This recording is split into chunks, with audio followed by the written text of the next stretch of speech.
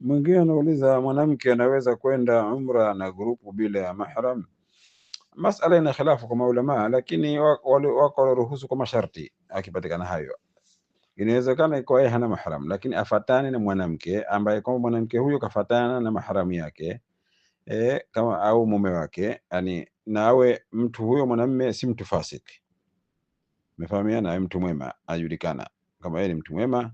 Kwa hivyo kafatana, wako pamoja group moja, safari moja na mwanamke ambaye kwamba kafatana na mume wake au maharimu yake, wako ruhusu hivyo. Wengine pia wanakataa, na walokataa pia ukiangalia pia kauli yao ina mwelekeo mzuri kwamba haina, kwa sababu yule mwanamke anaweza kufariki kule, akifariki sitakuwa kabaki na maharimu yake vile, kabaki na tusi maharimu yake.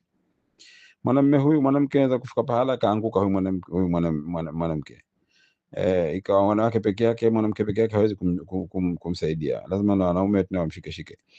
Kwa hivyo hiyo ndio, lakini kwa ujumla wako maulama wengi walikuwa wameruhusu kwa sharti hiyo nilokuambia. Kwa hivyo ukiona uchukue ruhusa hiyo, haya maulama wapo walioruhusu kwamba, lakini sharti ni hiyo kwamba ende na mwanamke ambaye kwamba akafatana na, ni bora akiwa wanawake kwa ni wengi yani, wao wanawake wengi wamefatana maharimu zao wa group moja au wamefatana na waume zao.